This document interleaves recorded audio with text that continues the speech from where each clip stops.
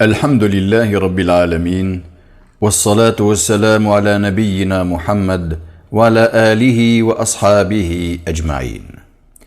Les louanges reviennent à Dieu, et que les bénédictions et le salut de Dieu soient sur notre prophète Mohammed, ainsi que sa famille et tous ses compagnons. Les musulmans dont le cœur est attaché au royaume céleste se préservent de la colère en s'éloignant de ses causes et en la traitant lorsqu'elle se manifeste. Les origines de la colère sont nombreuses. Il y a l'orgueil, l'ostentation, la raillerie, l'abus de la plaisanterie, surtout quand elle est mauvaise, la polémique, l'intervention dans les affaires d'autrui, le désir de l'argent superflu, la recherche du prestige, etc. Les musulmans sont tenus de se libérer de ces humeurs répréhensibles, d'être au-dessus d'elles et de s'éduquer pour acquérir les bons caractères.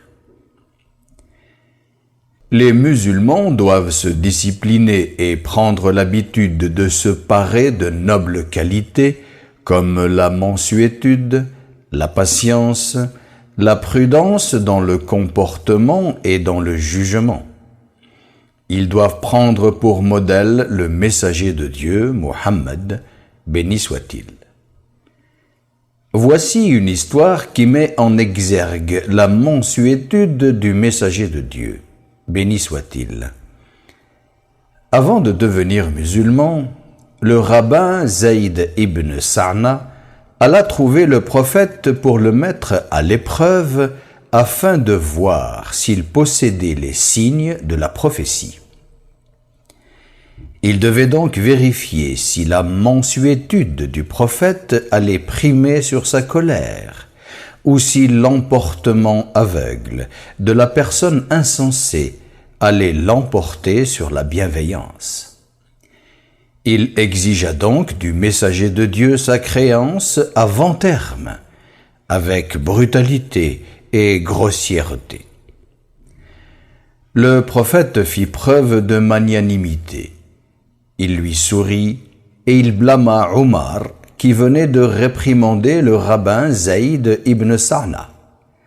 Il lui dit, dans le but de les éduquer, lui et son créancier, « Moi et lui avions plus besoin d'autre chose de ta part, ô Omar. Il aurait plutôt fallu que tu me recommandes de régler ma dette et que tu lui recommandes de réclamer son dû d'une manière courtoise. » Le messager de Dieu, béni soit-il, ordonna qu'on le libère de sa dette et qu'on donne un supplément pour la frayeur que lui causa Omar, afin que ce dernier soit à l'abri du courroux de Dieu et sauvé de l'enfer. Rapporté par Ibn Hibban, Al-Hakim et At-Tabarani. Le musulman doit raffermir son esprit et se maîtriser lorsqu'il se met en colère. Il doit, en outre, se souvenir des conséquences de la colère et le mérite du fait de la refouler et pardonner à celui qui a mal agi à son égard. Dieu l'Auguste dit dans le noble Coran, « وَالْكَاظِمِينَ الْغَيْظَ وَالْعَافِينَ عَنِ النَّاسِ وَاللَّهُ يُحِبُّ الْمُحْسِنِينَ » Ceux qui savent réprimer leur colère et pardonner à leurs semblables, Dieu aime les bienfaiteurs. Ahmed, Abu Daoud, At-Tirmidhi et Ibn Majah ont rapporté que le prophète, Dieu le bénisse, a dit « Celui qui contient sa colère alors qu'il est dans une position qui lui permet de sévir, Dieu l'appellera au jour de la résurrection par-dessus les têtes des créatures et lui fera choisir les houris qu'il désire. » Ahmed rapporte également cette parole Le serviteur qui retient sa colère pour plaire à Dieu, Dieu emplit son cœur de croyance. Dans la version d'Abu Daoud, nous pouvons lire ceci. Le serviteur qui retient sa colère pour plaire à Dieu, Dieu emplit son cœur d'assurance et de croyance. Les musulmans doivent chercher refuge contre les inspirations sournoises du diable auprès de Dieu qui dit وَإِمَّا يَنزَغَنَّكَ مِنَ الشَّيْطَانِ نَزْغٌ فَاسْتَعِذْ بِاللَّهِ إِنَّهُ سَمِيعٌ عَلِيمٌ. Et si le démon t'incite au mal, cherche refuge auprès de Dieu, car il est audient et omniscient. Al-Bukhari et Muslim, paix à leur âme, ont rapporté ce fait.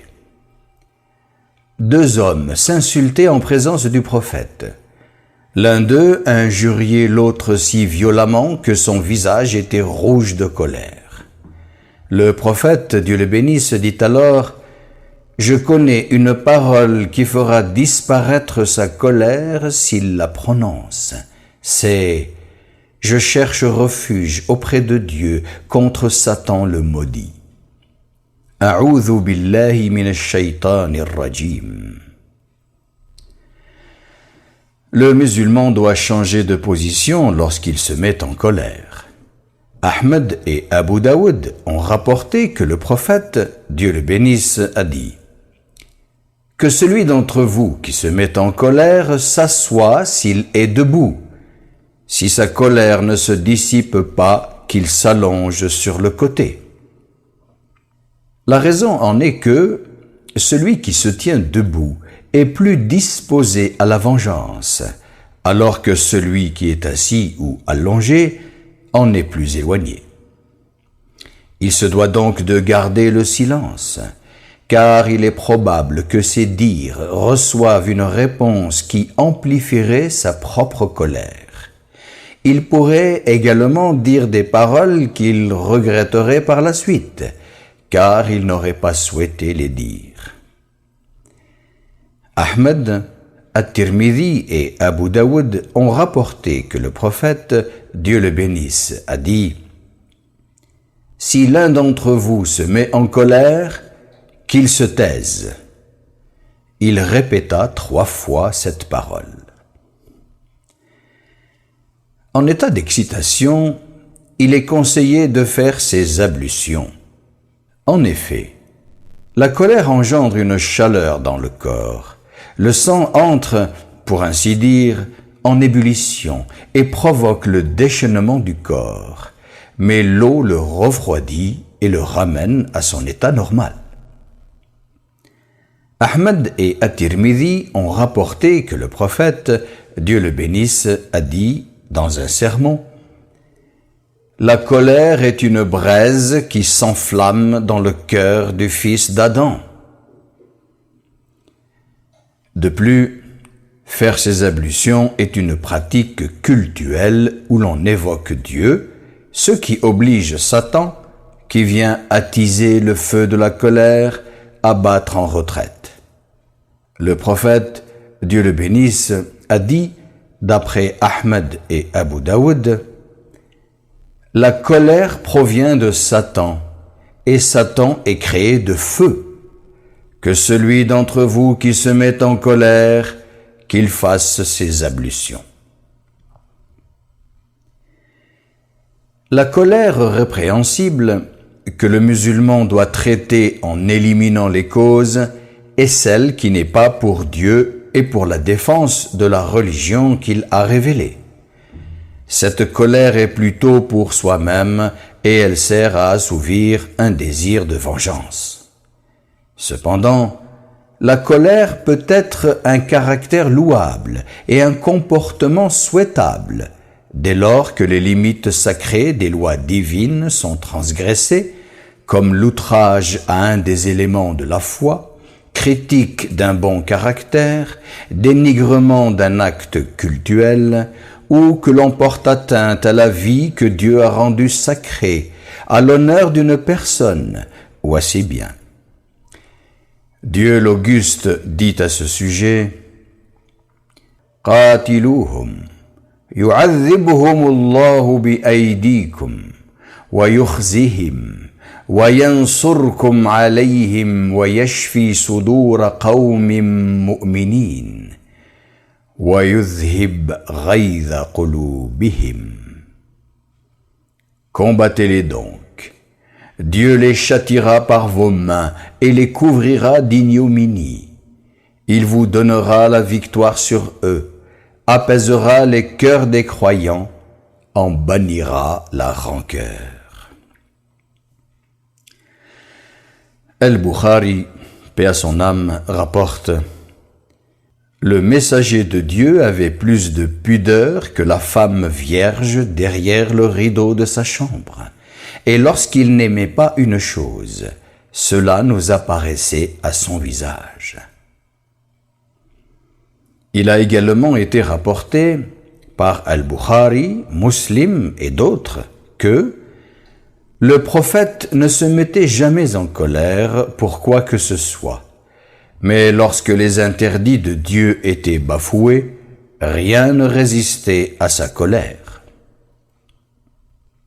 Lorsque quelqu'un, en colère, abîme ou cause la perte d'un objet appartenant à autrui, il en est garant et doit rembourser sa valeur.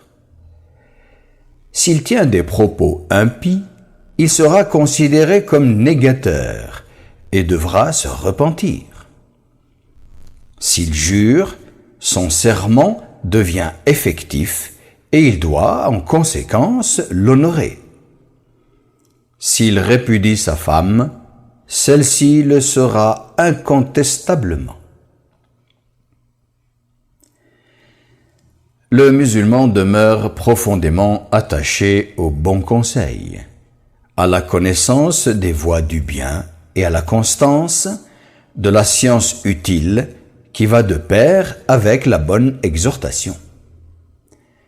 La parole du prophète, béni soit-il, ne te mets pas en colère, incite à parler peu, à multiplier les actions louables et à recourir dans le domaine de l'éducation et au bon exemple.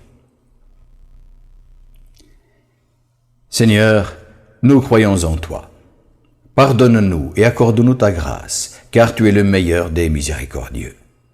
Seigneur, guide-nous sur la voie de la rectitude, maintiens-nous en bonne santé, prends-nous en charge, bénis tout ce que tu nous octroies et protège-nous de tout mal que tu décrètes, car tu es celui qui décide de tout. Celui que tu prends en charge ne sera pas humilié, tandis que celui que tu prends pour ennemi ne sera pas honoré. Béni sois-tu par toi-même, toi notre Seigneur, toi le Très-Haut. Que les bénédictions et le salut de Dieu soient sur le prophète Mohammed, sa famille, ses compagnons et ceux qui les suivent avec ferveur jusqu'au jour de la résurrection. Gloire à Dieu, le Maître suprême, que ne peuvent atteindre les calomnies des hommes. Paix et salut aux envoyés, et louange à Dieu, le Maître souverain de l'univers. Subhana rabbika rabbil izzati amma yasifun, wa salamun ala al-mursalin, walhamdulillahi rabbil alamin.